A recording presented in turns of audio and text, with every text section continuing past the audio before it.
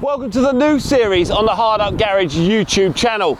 There'll be lots of adventures along the way, showing you how I've changed my life from being a car builder to a car salesman. Welcome to Sedgeworth Motor Company and my new business venture.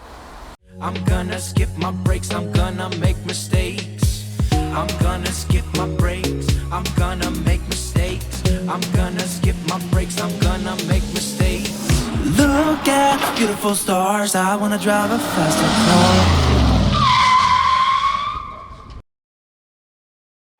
car. I've loved cars since I was a toddler, but then cars became my job.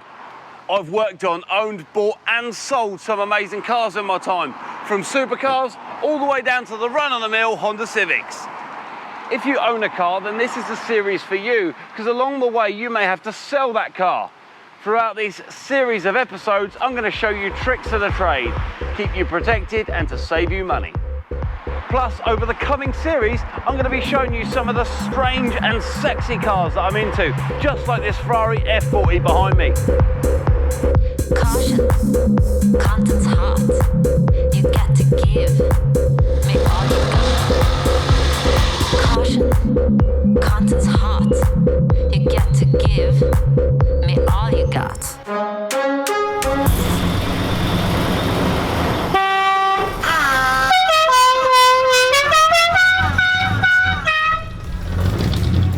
These episodes are brought to you by the amazing guys at Avalon Kings.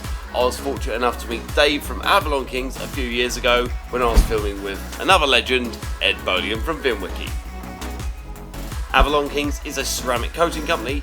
Basically, this material can be applied to your paintwork or your glass to protect it from all kind of nasties. Remember guys, we're releasing an episode every single Wednesday. So please subscribe and click on that bell icon to get alerts that will remind you to watch Make or Break. So guys, step away from the normal car sales just for a moment and talk to you about something you're actually interested in, the Lykan Hypersport from Fast and the Furious 7. There's 7 of these things in the world and this guy keeps it locked up in a vault. Whoa, whoa, whoa, whoa, whoa there, Nelly the elephant. There was actually 8.5 cars. Half a car I sold to my mate Ed Bolian and another one. Maybe there's another one. I sold the stunt car body to Ed Bolian that was used in the Fast and Furious Live around about a few years ago now, and I gave it to him for free with the Lamborghini Murcielago running gear, which Tavares now has, and we'll get to that later on in this series. But because I knew that Ed Bolian had sold the Lykan Hypersport body for a staggering $50,000, it basically really gave me a push forward to try and find the Lykan Hypersport stunt car, which was based on the Porsche Boxster S convertible. This Lykan is the only thing fast enough to outmaneuver those attack bodies. That was hidden somewhere in the United Kingdom. And it took some digging. It took me over a year to find the gentleman that owned the car, and turned out to be quite a famous chap. It's Terry Grant, the famous stunt driver, and he's known for the loop-de-loops out in Saudi Arabia. He's known for a lot of stuff at Goodwood Festival of Speed, has a very good relationship with a lot of people. So it was very, very hard to get my foot in the door, this gentleman. When I turned up to his lovely selection of cars, he had some cars which basically got my heart beating, and throughout this series I'm going to be buying cars off him every other couple of weeks, because maybe they're not cars I'm going to make money on, but they're cars that I love. The whole idea of this car sales escapade that I'm on is that it still allows me to buy the weird, the wonderful, the exciting and the stupid. Yes, I said it, the stupid. Guys, head over to my buddy Ed Bolian's VinWiki channel and check out the Fast and the Furious safe video. Look in the link below. Okay guys, it's 7:27 in the evening and it's the day before D-Day. We're going to pick the car up from Scotland, and yeah, I'm going to sleep in my kids' bedroom because my family is still awake downstairs and I've got to be up at 3 AM in the morning. So I'll see you guys in the morning. You stay sharp. Well, good morning. 2:56 AM in the morning. Actually it's 1:56 here because the clocks have gone forward, so I've got one less hour in bed. But yeah, we're up early. We've got a nice 6-hour journey. It says I'm going to get there about 9 o'clock to Scotland, so we're going to go on the journey and pay for a car that no one knows about yet. So the banter that me and Terry had led me to believe that he was 6 hours away in a small place just outside Scotland called Carlisle. When I said to him, "You're not too far away, are you?" He said, "Yeah, just 5 miles outside of Carlisle." Therefore, I was up at 3 AM thinking I was driving to bloody Scotland, when actually I only had to drive 2 hours away to a place called Stevenage. So guys, we lost some hours of sleep last night. It is approximately 8:30 and we're here. We're in the local services. Obviously we don't want to turn up too early, but he's going to come meet us in just a minute, and we're going to go from there. So we've paid Terry, and we're on our way now down the south side of United Kingdom to go pick up our much awaited car. So not far away now, and you'll be able to see what all the commotion is about. We're here in the middle of nowhere. There's the Swamp Thing monster truck behind me, and the lorry, and our new toy. Do you realize what this is? Lykan Hypersport? $3.4 million, 0 to 60 in less than 3 seconds. It's a thing, it's ours, it's not going anywhere else, it's all ours. It's not on the trailer yet, but it's ours. Oh my God, my heart is racing. It is beating out of my chest. It's been a year, a solid year, chasing down leads, trying to find this car, but just look at it. It has got the proper rear lights in it as well. It has, yeah?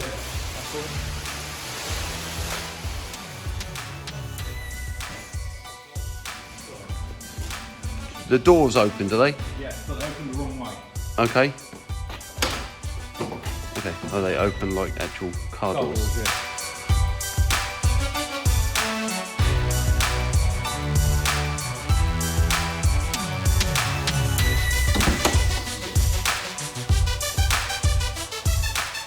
There she is, guys.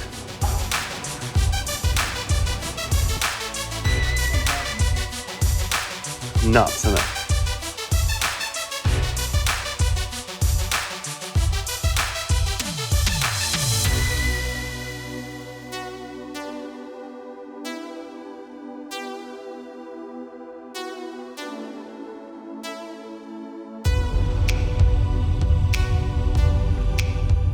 In the end, it worked out better, but I got Ed Bolian in for the money on this. I ended up being a broker, and that worked out best.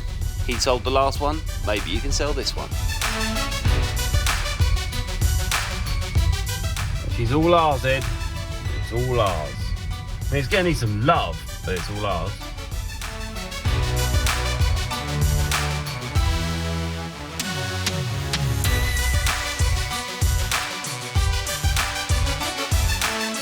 On the way home, in hard up garage style, I celebrated with a cornetto, but there was a few scary moments. There was a car in a ditch, and I finally thought the police had finally cracked into me stealing a £3 million car. I've been up all night, I've been driving all day, but finally we've got it. Did I just pay far too much money for a car with no paperwork, that doesn't run, it's beat to hell, it's got cracks everywhere? Let's get it back to the workshop and find out.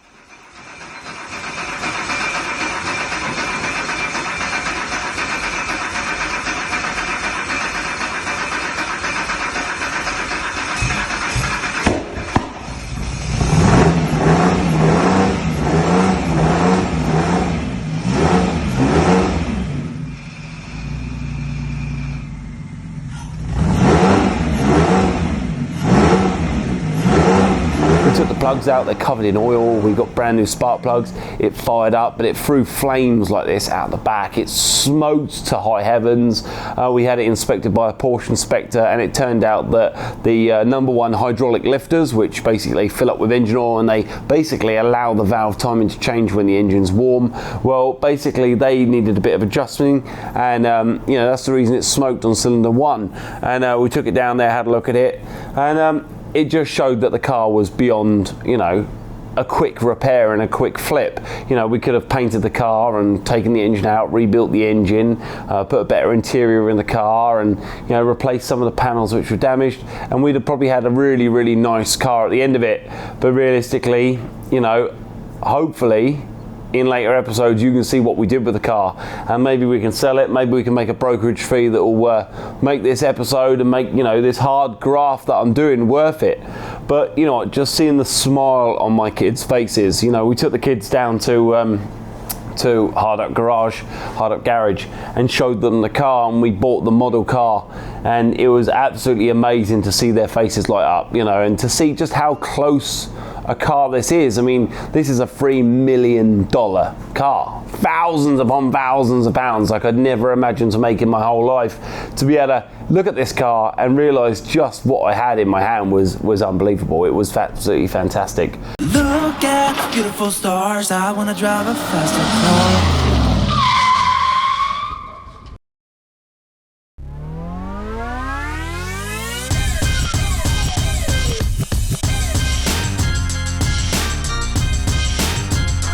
Come on in.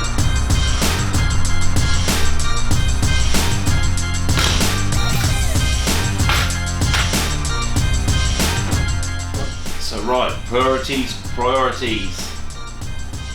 So it's nice and sunny outside, so realistically, in my opinion, there's going to be lots of people out looking for a summer toy. I know it's middle of June now, so you know we are in the peak of summer, and England is well known for its bad weather and its rain and its storminess and whatever. So it's rare to have a sunny day. So sunny day, in my opinion, means get the convertibles out, get the little toys out, and in my opinion, that means 2 minis out there. I've got a Saab convertible and 2 classic minis. Let's get them out.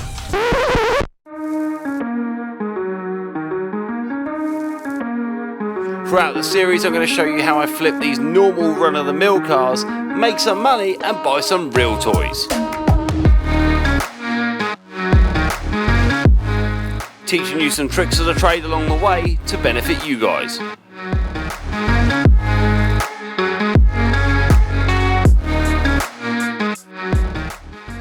Now the fun bit, putting the keys back where I can find them. Most people call it Sam's alphabet because it doesn't really work in alphabet. Like, in my opinion, old school minis are Austin minis, so they go in A. But new school minis go in M, even though they're a BMW. It doesn't make any sense. But if I can find them, that's all that needs to happen really, isn't it? Hard Up Garage and Elite Vehicle Maintenance over the period of COVID slowed down to the point where my doors weren't open. I couldn't open the roller shutters, I couldn't turn the lights on. There was just no money. So basically what I had to do was I had to sell my tools, I had to sell some cars that I owned, and basically what I worked out was I was selling these cars and people seemed to invest in me. They weren't just buying the cars because that's what they wanted. I think they had a feeling of trust between me and them, that they invested in me as a person. And I thought to myself, I'm actually quite a good salesman. Maybe it's just because I'm selling stuff they want, but it seems to be working out pretty well. So I started selling cars, started putting my money into things that I thought would, you know, benefit me for the future. It wasn't about a quick buck. This is about repeat money. This is about repeat sales and about making this last, the longevity of this. Could I really become a car salesman? This site has always been known as being, you know, basically the place you don't buy a car from. Or if you want to buy a car from this location, it's one that you're not really too worried about the warranty or the longevity of being able to go back and ask for your money back, because most people come here for 2 to 3 months. They move on because they know that their stock isn't great and it will come back and haunt their reputation. Well, for me, that wasn't really the case. I came here, I signed a 10-year lease, and I invested £20,000 in making the place an established location. I bought the big office. I paid another £5,000 to have it lifted up, have a full disabled ramp installed, and just to make it professional from an outside point of view, new decals, new stickers, new signage, and calling it something local, which I felt was important. Sedgensworth Motor Company. The area we're in is called Fareham, but the local little town we're in is called Sedgensworth. So most people that go online in the area and search for a car sales near Sedgensworth, at the top of Google will be Sedgensworth Motor Company. So putting this office here, signing such a big lease and making myself so permanent was really, really important. And people here before, they've had like a little shed in the corner, they've sold cars, but you know, when they've sold their stock or things don't go to plan or they don't sell enough, they move on to their next, you know, stage in life. They move on to another location and sell some more dodgy cars. What I wanted to do for the first time ever was believe in myself, believe in my location, and believe in my stock, so that people also have that same feeling, because most people, when they're buying a car, they're putting their daughter or someone they love in it. And what they want to do is they want to believe in the car as much as the salesman. So if a salesman themselves goes out their way to sell them a car that they feel they can trust, well then hopefully the car would be as trustworthy as the salesman. And that's my philosophy, really. Look at beautiful stars, I wanna drive a faster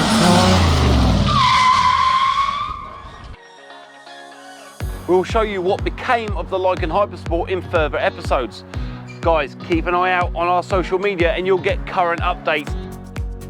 Obviously, we're on YouTube, releasing a new episode every Wednesday, but follow what we're releasing and watch everything else we're doing on Facebook, Instagram, Twitter, and even TikTok.